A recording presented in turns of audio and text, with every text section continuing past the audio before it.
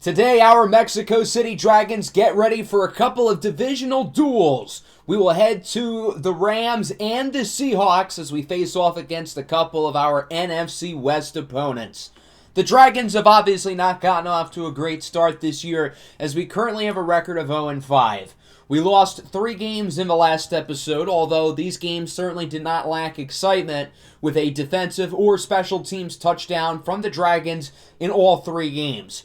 We will also be having our very first prospect profiles of the year. We'll be going over the quarterbacks and running backs in this year's draft class, and we're going to be doing that a little bit closer towards the middle of today's episode. Speaking of the quarterback position, we've kind of got our own little QB controversy here, and Mitchell Trubisky will be making the start this week against the Rams. When he has come in for Zach Wilson, Trubisky has played fairly well, and we're going to give him an opportunity to start against a Rams team who is pretty good. They're 3-2. Michael Gallup does not feel pleased with how much he's gotten the ball, and we are going to reject him. I think this is the wrong attitude for him to have because he leads the team in receiving. He is also a team captain as well, and he is clearly pissed off by this. So I guess rejecting him maybe was not the brightest of ideas. Michael Gallup's morale is now ridiculously low, being a 15. So he's pretty ticked off, which is not good. Despite the fact that they're over 500, the Rams on paper are not a great team, but they do have a couple of star players, including Aaron Donald. I don't want to say anything to try to rustle his feathers or give him an extra chip on his shoulder. We're going to praise him because we know he's awesome, and we're going to leave it at that. Along with Aaron Donald, they've also got Cooper Kupp, the former Super Bowl MVP. Donald and Kupp are 2 of the best players at their position. The rest of this roster really lacks, though. At quarterback, they've got the veteran Matthew Stafford, and they also signed Carson Wentz as well. Cam Akers is hurt, so it'll be Michael Carter and Zach Evans patrolling the backfield.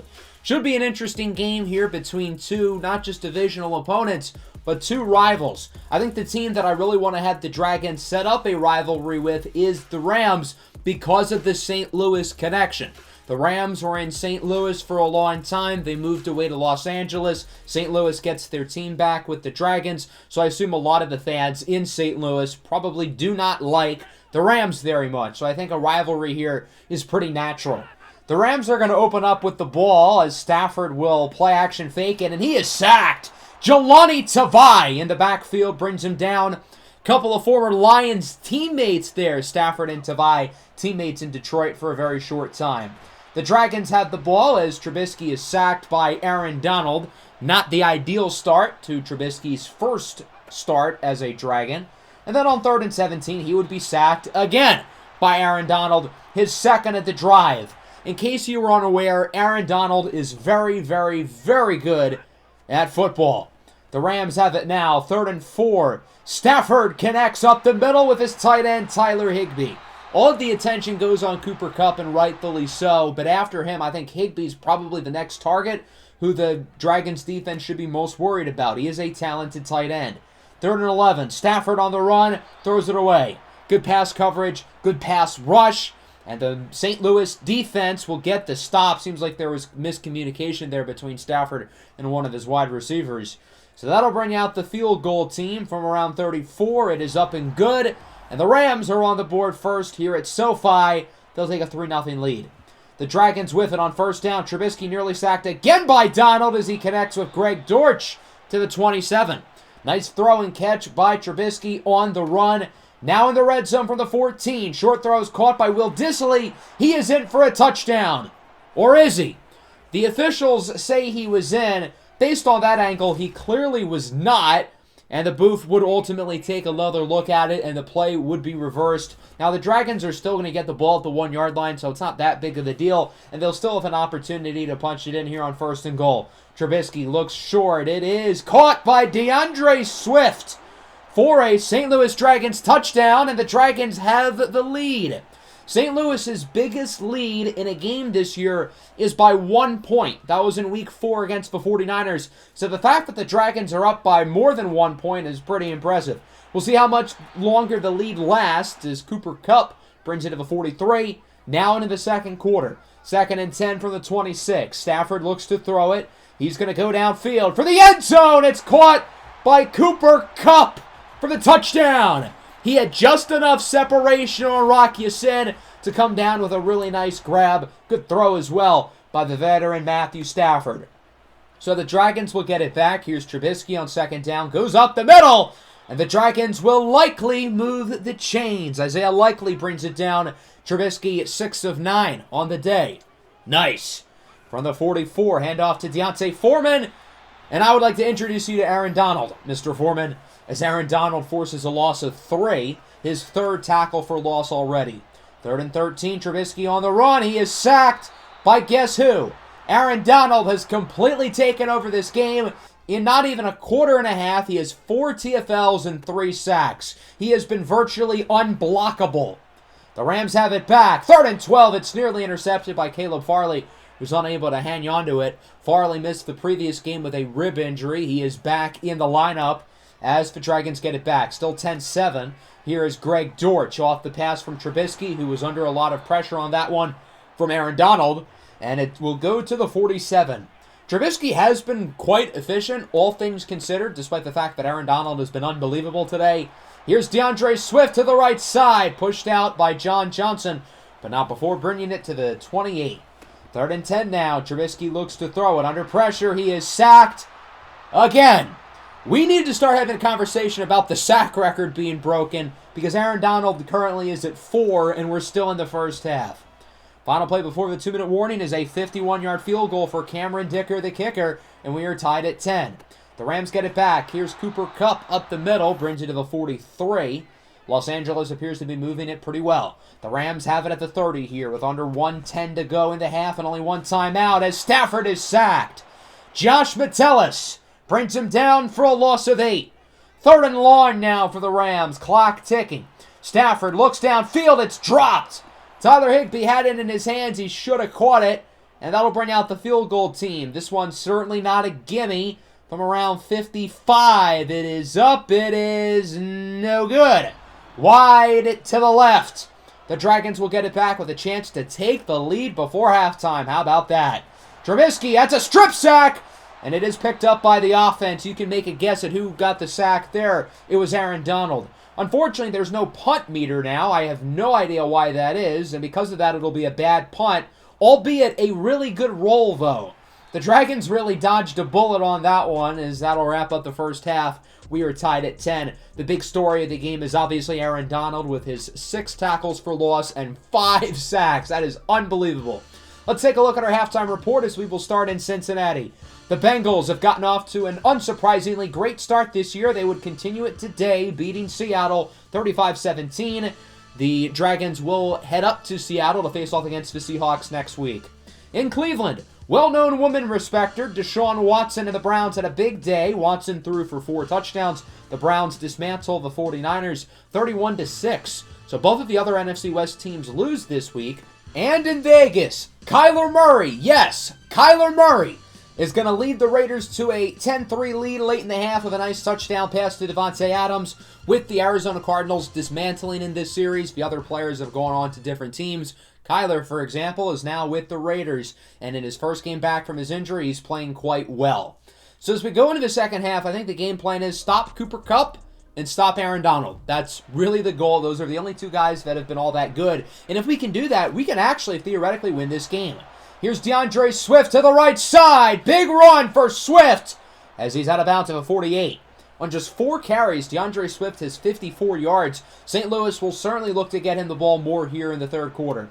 3rd and 6, screen for Swift. He will not get the first down, gaining a few. He's wrapped up by Ernest Jones. The Dragons are going to go for it here on 4th and 4. Trubisky looks to throw it. It is dropped.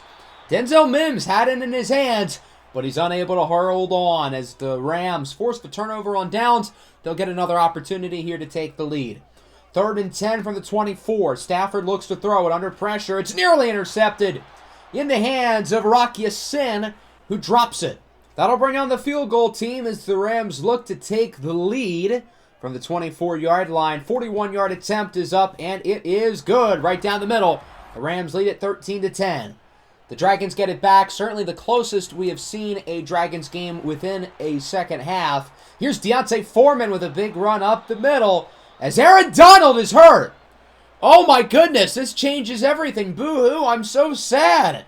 Aaron Donald goes to the locker room. He would suffer a knee cartilage tear. That'll keep you out for multiple weeks. So the Dragons no longer have to deal with Aaron Donald. That is a major bullet dodger. He will not break the sack record today. And the offense will look to capitalize as Michael Thomas brings it to the 33-yard line. 3rd and 7 now for the 19. Trubisky looks to throw it. He will look for the end zone. It is overthrown for Gallup. So the Rams get the stop, and the Dragons will have to tie it. Pretty easy kick, though. 36-yard try for Cameron Dicker is up and good. And we are knotted up at 13. The Rams get it back here. 2:44 left to go in the 3rd. Stafford looks to throw it under a lot of pressure. He is sacked. Levi Onwuzurike makes the play, and that'll force a punt. So the Dragons are going to have an opportunity to take the lead here late in the 3rd. Here's Mitchell Trubisky on 3rd and 8. Backs up in the pocket. Can't find anybody open, so he'll go downfield, and it is incomplete for Michael Thomas. Good coverage by John Johnson III. And as we enter the 4th quarter, this is really the first time I've been able to say this in a 4th quarter, but it really feels like the Dragons have a chance to win this game as we are tied at 13 in what has mostly been a hard-fought defensive battle.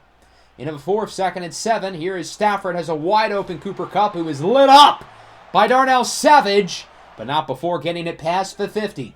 3rd and 12 from the 35 now. Stafford looks to throw it. His pass is dropped into secondary. Rock Ya-Sin has dropped a couple of interceptions today, and that'll bring out the field goal unit as the Rams look for the lead. This one from 52. It's up. It is good. And the Rams will lead at 16-13. So the Dragons get it back. The home crowd on their feet. I didn't even know the Rams had a home crowd as it's dropped by Denzel Mims. That seems to be the issue with Denzel Mims. He is really good when he gets the ball, but the problem is he has too many mental errors. He's got to catch it. 3rd and 10. Speaking of catches, what a grab by Greg Dortch for the first down. 3rd and 5 now with 6 to play. The Dragons have it a little past midfield. Trubisky looks to throw it. He will look short. It is broken up by Ernest Jones. So the Rams get the stop. The Dragons would elect to punt it. They trust their defense to get the stop. 3rd and 7. It's Stafford looking to throw it under pressure. And that ball is out. Joseph Osai rips it away, and it's recovered by Javon Kinlaw. A massive turnover by the defense. Stafford loses the ball off of the forced fumble by Joseph Osai. The ball very clearly out. And the strip sack will result in the Dragons getting in at the goal line. 1st and goal. Trubisky to Thomas for the lead. Michael Thomas with the touchdown. And the Dragons are winning a football game here in the 4th quarter. I cannot believe those words are coming out of my mouth, but it's true. St. Louis leads it 20-16. 3rd and 6. Stafford for Kupp. He only gets 4. Jelani Tavai brings him down. And that'll return the Dragons offense. They had the ball. They have the lead. They can theoretically win this game if they manage this drive smartly. 3rd and 9. Handoff to DeAndre Swift. He gets not much, around 5. Got to give him credit for fighting for extra yards. But the Rams get the stop. They'll get it back with 2:07 left on the clock. And after a great punt return, they will start past the 50 at the 49-yard line. 2nd and 10, final play before the 2-minute warning. Here is Stafford under pressure, nearly hit by Ya-Sin as he connects with an open man. It's Cooper Kupp who will bring it to the 27. That'll bring us to the 2-minute warning. It's anybody's game. 20-16, the Dragons with the lead. Can they hold on for their first win in team history? 3rd and 10. Stafford connects. That's a first down into the hands of the rookie, Puka Nacua. Drafted out of BYU. He'll bring it to the 12. Now it's a 3rd and 1 from the 3. Stafford looks to throw it under pressure. He is sacked by Leo Chanel, and Stafford is hurt on the play. So the Rams will be without Stafford for the rest of the game. Who are they going to bring in at quarterback? Will it be Stetson Bennett or Carson Wentz? And as you can see, Carson Wentz is in the game. 4th and 10. Wentz under pressure. He is sacked. Emmanuel Agba brings him down. And the Dragons will look to finish it off. Handoff for DeAndre Swift. He'll get the first down. And he is hurt. Because of course he is. His team can have nothing good. But it's not going to stop the Dragons from winning their first game in team history. Trubisky with the kneel down, and they have done it. The St. Louis Dragons win it 20-16 on the road against a not just divisional opponent, but their new rival, the Los Angeles Rams.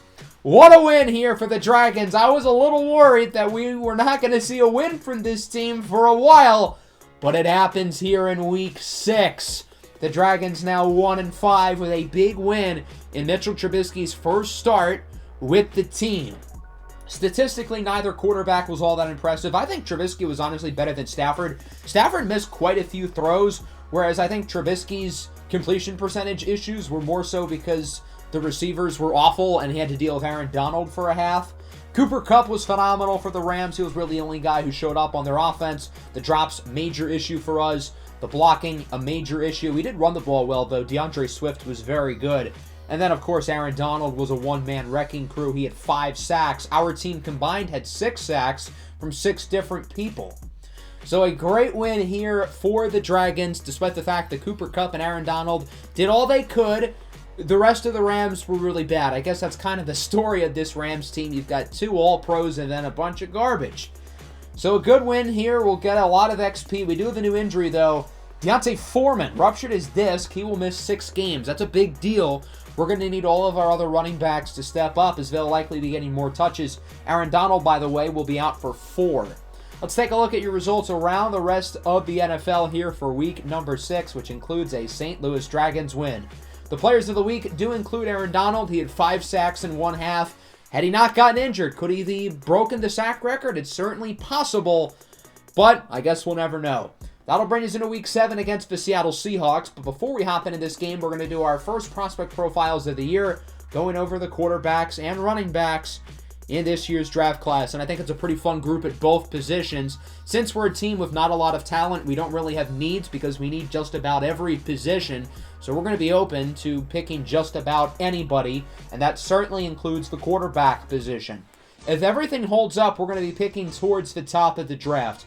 We're currently projected to have the number 1 pick if the season were to end right now. Only we're a third of the way through, but if we were to stay at the bottom here, we're likely going to have the top pick. And there is a clear number 1 choice this year, that being Puma Whitlock, the quarterback out of the Ohio State University. Puma Whitlock checks all the boxes. He's 6'4". He's got a pretty strong arm. He's unbelievably accurate. He's mobile. He's a winner. I mean, this guy's been the college football playoff MVP 2 years in a row. If you look at the best quarterback prospects of the last decade, you look at Trevor Lawrence, Andrew Luck, maybe Joe Burrow, and then Puma Whitlock is right up there with those guys. The one complaint with Whitlock is that he plays for the most quarterback-friendly offense ever because there's so much talent around him. But even so, you can tell this guy has the makings of a great NFL quarterback prospect. He's a generational talent. He will be the number 1 overall pick.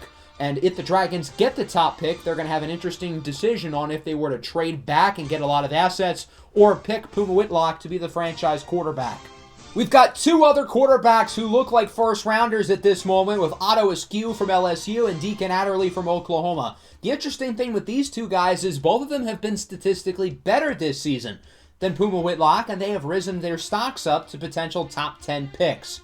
Otto Askew plays for the number 2 ranked LSU Tigers. Askew has been the full-time starter over the last 2 years. He was really good last year when LSU had a mediocre team, and he has risen them up to one of the best teams in the country this year. Kid's got a strong arm. He's got pretty good accuracy. Not the most mobile. He's not necessarily somebody who's going to be super creative outside the pocket, but he's got the arm talent that you really like.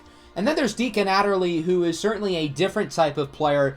He is a little bit more of your improviser type. He is also a left-handed quarterback for what it's worth, 6'2". He thrives when he's out of the pocket under pressure. I think that's when his best throws really come in. And he does struggle a little bit in structure when the situation is really good. I feel like he's just at his best when there's a lot of chaos on the field and he hopes he can make a big play. With Otto Askew and Deacon Adderley playing this well, I don't think they'll reasonably pass Puma Whitlock as the number 1 quarterback prospect, but they could make it to where if you don't get the number 1 pick, you're still going to be really happy with what you end up with. That'll bring us to this next group of mid-round projected players, and we will start with Deontay Harris, who going into the season looked like maybe a 3rd to 4th round pick, but he has had a fantastic season this year with the Gators. Through the first 4 games, he has thrown 17 touchdowns and 0 interceptions, and this is coming off of a season where he threw 47 scores. So Harris is an interesting player because I think he's got a really solid arm. He's pretty mobile. He's pretty accurate. He just kind of lacks that it factor when you watch him, especially in big games. I think he kind of lacks that dog in him, if you will. He seems to be missing some of the intangibles, but he's got all of the easy abilities that you look for. And then we've got Tegan Yeager from TCU. He'll probably be a day 2 pick as of now. Yeager's got all the talent in the world, but he just has had a hard time applying it on the field. He's been a starter for 3 years since he was a sophomore, and he's had a hard time staying on the field. He has missed games due to injury in both of his sophomore and junior seasons. His accuracy has been good, but inconsistent at times, so he is certainly a wild card. That'll bring us to the day 3 group of quarterbacks. You've got Moises Azevedo from Georgia and Kareem Sosa from Clemson, both of whom transferred in. They played FCS football up until this season, transferred into their schools. They've been pretty solid. Bryson Bowain from Memphis has had a breakout season with the Tigers. But I think the name to really watch here is Onyx St. James out of Texas. Onyx St. James has been a starter since his redshirt freshman season. It's been 4 years now. He was a 5-star recruit. When he stepped on campus, he was looked at as a first-round prospect, and he just has a hard time putting it all together. Onyx St. James is a talented player, and I think a team's going to take a shot on the physical upside, but he's got a long ways to go in his development. Here's a look at the undrafted group of quarterbacks as well. There are 2 quarterbacks at the bottom who I want to talk about, though, with Callaghan October from Michigan and Dasani Madison from Alabama. These guys are not seniors and not currently in the draft class. They're both juniors, but if they declare, I think they'll be first-rounders. We'll start with Callaghan October, who some scouts argue is a better prospect than Ohio State's Puma Whitlock. He's got the size, he's got probably the strongest arm of any quarterback we've talked about today, and he's pretty mobile. October's been a starter since he was a freshman and has been one of the best quarterbacks in the country really as soon as he was a starter for the Michigan Wolverines. Then you've got Dasani Madison, who's in his first year as a starter with Alabama. He's been really good. In a very run-friendly scheme, he's really been able to make plays as a passer. This is somebody who's got really good ability under pressure, pretty strong arm. I think he's got good accuracy as well, and I think he's a smart kid and has shown the constant work ethic and ability to really improve, and I think that goes a long way to NFL scouts. So that's your quarterback draft class. Let's move over to the running back position now. We've got a lot of talent at running back, but again, we're just looking to go best player available pretty much with every selection, and if that means drafting a running back, then so be it. Let's look at this top group, and we will start with Dontavius Brown out of Baylor. The thing that pops out at you is his size, 6'4", 255 pounds. He is baby Derrick Henry, and I do not put that lightly. He has a shot to break some all-time rushing records as he's been a 4-year starter with the Bears, but he has a lot of tread on the tires. He's gotten a lot of college touches, and he might wear down sooner than some of these other running backs. That includes Monty Bradley out of USC. 5'11", 207. I think he's got a good mix of size, athleticism, and quickness. I think he's also an asset in the passing game, which certainly will help out a team's quarterback. Juice Watkins out of TCU has come out of nowhere and has been one of the most productive offensive players in the country this year. Watkins is an electrifying playmaker who really did not have a role on the TCU offense up until this season, but his efficiency as a runner and as a receiver has been really impressive. And then you've got Jared Richardson out of Notre Dame. He plays for a very run-friendly scheme and has taken full advantage. Richardson is a dominant downhill runner. He's not necessarily an asset in the receiving game, but he's a very smart and patient runner, and I think he's got a high floor at the next level.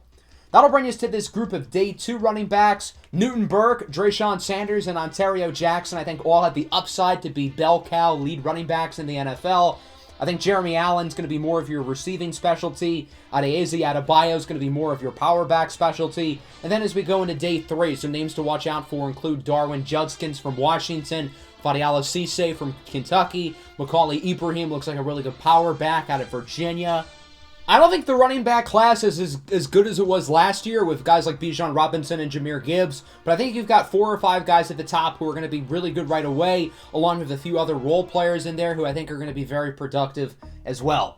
Let's transition now into our Week 7 matchup against the Seattle Seahawks, who are a pretty talented team. They've got a great group of skill position players with Tyler Lockett, DK Metcalf, and Kenneth Walker. They've got a phenomenal secondary with playmakers all across the board. And they've got Geno Smith, Mr. I Ain't Right back at the quarterback position. He's had a pretty solid season since signing his extension over the offseason. So it should be a fun battle here in Seattle, one of the best home field environments in the NFL. Our guys are going to have their hands full going from a Los Angeles stadium that is normally loud because of the away fans to now going into Seattle, into the 12th man against a pretty good Seahawks team who's been solid to start the year 3-3. These NFC West teams need all the wins they can get. The Rams, Seahawks, and Niners are all within half a game of each other, so they know they need as many wins as they can get, especially division wins. And I don't think the division is out of the realm of possibility for the Dragons, so if they can string some wins together, who knows? That's not a great start. Quick 3-and-out for the St. Louis offense. And Seattle will get it back, rocking their throwback classic jerseys today. One of the best set of throwback jerseys in the league, in my opinion, as Joseph Ossai is in the backfield with an early sack. Ossai has been the Dragons' best pass rusher this year. He had the big strip sack against the Rams last week. Without that play, I don't think the Dragons would have won the game. 3rd and 16, boink, boink, incomplete. Tyler Lockett and Josh Metellus both had a chance to catch the ball. Neither of them do it. 3rd and 10 here for the St. Louis Dragons. Trubisky looks to throw it. He will connect with Clyde Edwards-Helaire, who gains 9. Good play after the catch. Not enough for a first down, though. Both offenses look rough to start the game off. Seattle looking to get that first down, and they will as it's in the hands of Tyler Lockett. I feel like everybody knows that Tyler Lockett's one of the more underrated players in the league. The guy is still super underrated. He is so good. Geno Smith hit as he throws. It's Ossai again who makes the play. Joseph Ossai really coming into his own with this team. And that'll bring out the field goal team. 56-yarder for Jason Myers is no good. It is wide to the right. And the Dragons will get the ball. Still no score. St. Louis looking to take a lead here as it's 3rd and 11. Trubisky looks to throw it. Backs up. Rolls out to the left side. And he will be incomplete. Trying to get it to Gallup. Trubisky, 2 of 7 so far. He has not been very effective. And so that'll bring out the field goal unit. 53-yarder for Cameron Dicker, the kicker, who has not missed a kick all season for the Dragons. He's been, honestly, one of this team's best players as he splits it through. It's 3-0 going into the second quarter. Handoff for the fullback, Hunter Luepke, and he fumbles the ball. It's picked up by the defense. Joseph Ossai recovers it. It was Devin White who rips it out of his hands. A big turnover forced by the Dragons defense. They'll get it back. 3rd and 4. Trubisky throws it into the ground, and St. Louis will do nothing off of the turnover. So the Seahawks will get it back. Their offense has been really a disaster so far. St. Louis's defense has been phenomenal today. Here's a good run, though, by Kenneth Walker III, bringing it to the 40. Walker, the ultra-talented second-year running back out of Michigan State, as the Seahawks now have it at the 40. 1st and 10. Geno Smith's pass is somehow caught by the rookie out of Ohio State, Jackson Smith-Njigba. Breaking tackles, he's pushed out of bounds at the 34.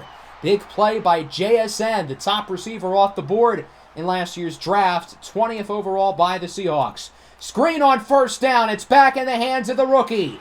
Jackson Smith-Njigba brings it to the 14 off of the nice spin move. JSN's got to be one of the best third receivers in the league, and he complements Lockett and Metcalf so well within this receiving corps. 1st and goal. Here is Kenneth Walker. He's in for a touchdown, and the Seattle Seahawks take the lead. Finally, a good drive for Seattle. It took a little while. It's 7-3. The Dragons get the ball. It is a 3rd and 7 for the offense. We'll see what they've got up in store here. Mitchell Trubisky looking to throw it. He will go up the middle, and it is dropped. Michael Thomas had that right in his hands. You've got to catch that. I understand that Jamal Adams coming right at you has got to be scary, but man, you've got to catch the ball. So Michael Thomas's drop will lead to a punt, and Seattle has it. 3rd and 8. Up the middle, broken up. Big hit by Josh Metellus, ripping the ball out of the hands of Noah Fant. So the Dragons get it back. Thomas with another bad drop. Again, I get he was hit by the rookie cornerback, Devin Witherspoon, but once more, you've got to catch that ball. 2nd and 10. Here is Trubisky. He will fire into the hands of Greg Dortch. That is how you catch the ball, Michael Thomas, as Dortch brings it to the 44. 3rd and 1, 2-minute warning here in the first half. Another very low-scoring game. It's only 7-3 so far as Trubisky looks to throw it. He will look for the former Seahawk, Will Dissly, who gets it to the 14.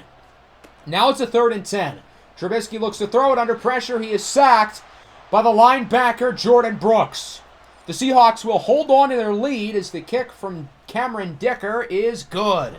Not a bad drive at all, though, from the Dragons. They'll cut the lead to 1, and Seattle gets it back. Geno has a wide-open man. It's Lockett and just completely misfires. Bad throw there by Geno Smith, and the Dragons get it back. Mitchell Trubisky is intercepted. Michael Jackson picks it off. He does the smooth criminal into the end zone for a touchdown. I don't want Mitchell Trubisky to be the dead horse here, but we've got to beat it right now. That was a pitiful throw by Trubisky and a perfect thriller to end the first half for Seattle, but in all seriousness, that was a god-awful throw by Mitch. 14-6, the Seahawks with the lead going into halftime. As we take a look at our halftime report, the Rams, after losing last week to the Dragons, could be in danger of losing again. The Pickett to Pickens connection would strike for the Steelers. They lead it 13-0 in L.A.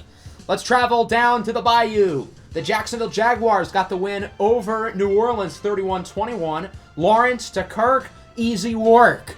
Good win for Jacksonville. They're now 4-3 on the season, while the Saints are one of the bigger disappointments at 2-5. Two of the more surprisingly good teams this year, the Packers and Broncos, battling it in Denver. Aaron Jones has 90 yards and 2 touchdowns in the first half, including this big run. The Packers lead it 14-7 currently. Broncos country, let's cry.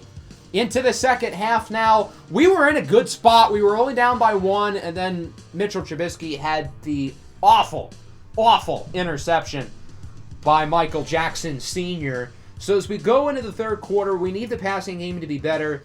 The short game passer rating is 16.7. That is pitiful. Mitchell Trubisky has not been good at all today.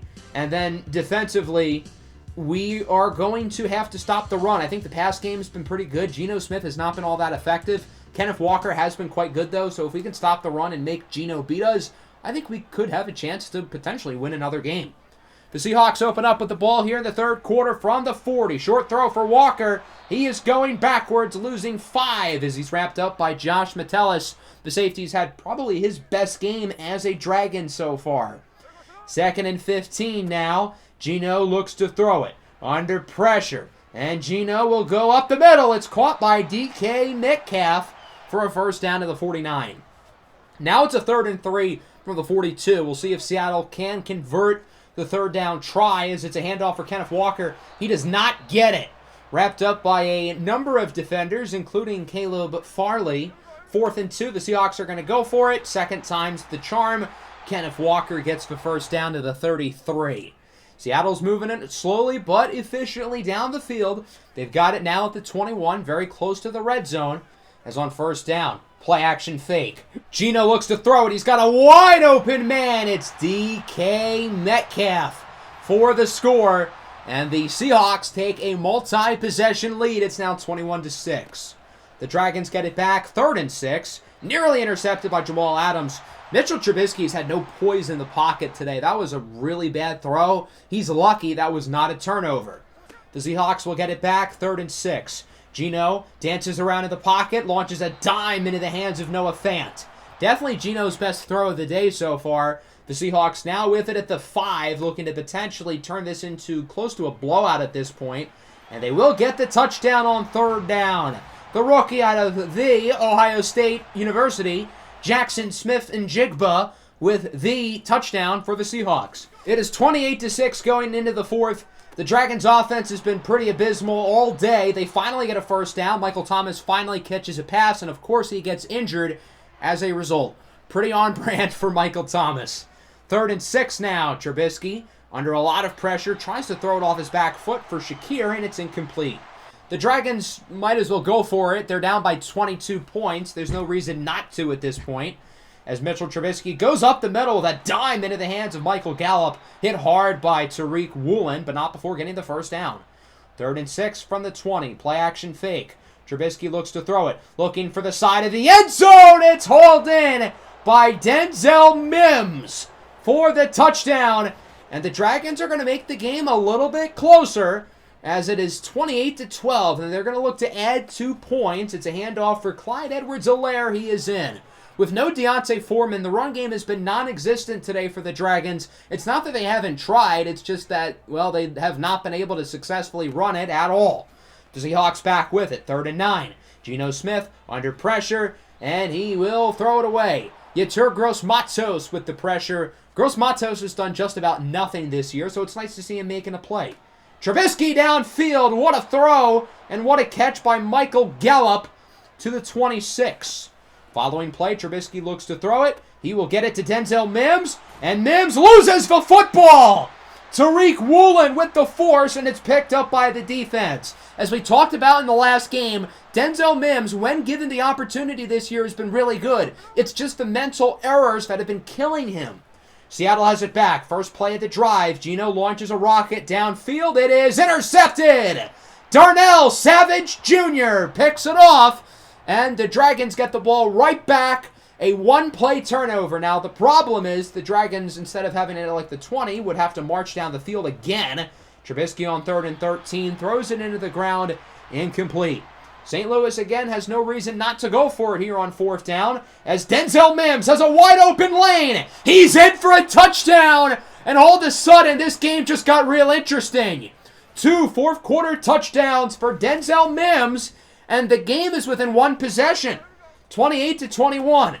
The Dragons got to get a stop, though, and this is a pretty good start. Kenneth Walker going backwards. He's wrapped up by Devin White. 3rd and 9, biggest play of the game, one of the biggest plays of the Dragons season so far. Geno looks to throw it. He has an open man. It's going to bonk off of the back of Tyler Lockett. I don't know how he did not catch that ball, and the Dragons are going to get an opportunity to tie the game. They were down by 22 points at the start of the quarter, and now they're going to look to complete what would be an improbable comeback. 3rd and 6, up the middle, incomplete. The Dragons have had a 4th down conversion on every touchdown drive here in the 4th quarter as Trubisky looks to throw it. He will look for the sideline. It's caught inbounds by Michael Gallup to the 49. Following play, minute to go. Trubisky rolls out to the right. Run, Mitch, run. Mitchell Trubisky will get it to the 37, tackled inbounds. Down to 30 seconds. Dortch up the middle, gets it to the 11. The Dragons finally call their first timeout with 30 seconds left on the clock. I cannot believe this might actually happen. 1st and 10. Trubisky, incomplete. He had Isaiah Likely open, but he misfires. 2nd and 10. Trubisky looks to throw it. He will go short for Swift, looking to add some extra yardage as the Dragons call timeout number 2. 3rd and 6 from the 7. Mitchell Trubisky looks to throw it. Rolls out to the right side. It is caught for a touchdown. Denzel Mims is there with the hat trick. His 3rd touchdown of just the 4th quarter. The Dragons started the quarter down 28-6, and they outscored Seattle 22-0. An improbable comeback. We're headed to overtime. If you're new to the channel, you may not know the drill in overtime, but let me let you in on it. Tails never fails. The Dragons win the toss. They will start with the ball and an opportunity to win this game. The Dragons have had an unbelievable comeback, outscoring Seattle 22-0 in the 4th quarter after choosing tails, and tails obviously winning. The Dragons now will look to win it here on the first drive of OT. Trubisky under pressure, hit as he throws, incomplete.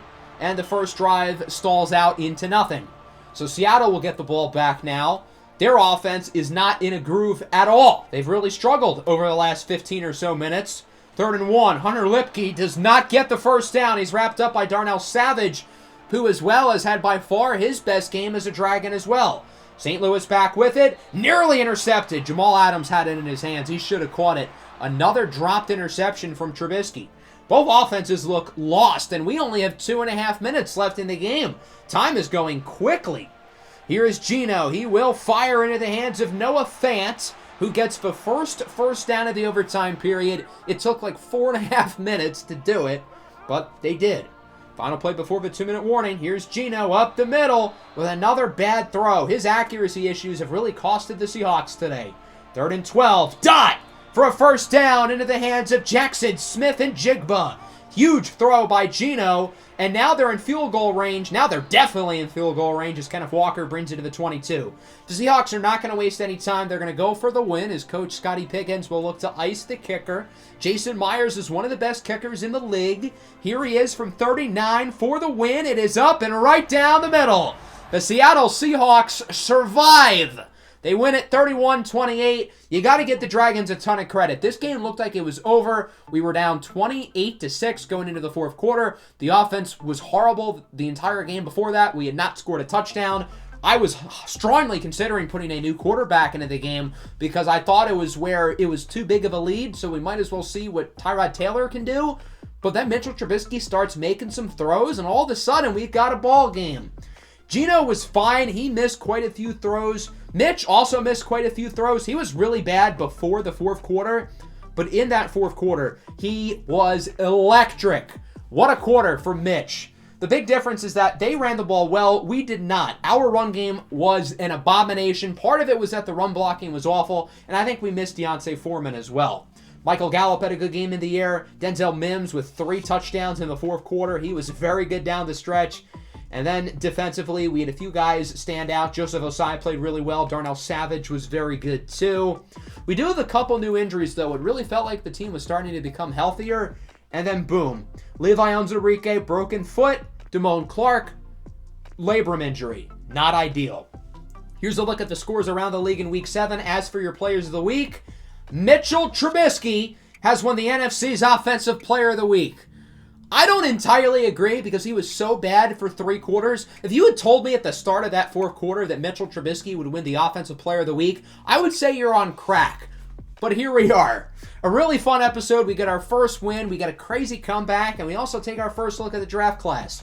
Next episode, we're going to go through the trade deadline along with the middle of the season. I'm not sure if we're going to play 2 or 3 games yet, but we're for sure going to play the Ravens and Browns, 2 really strong teams, and maybe Atlanta as well. Those guys are no slouches either. That'll wrap it up. I hope you guys enjoyed the episode. Make sure to leave a like and subscribe to the channel if you are new. Peace out.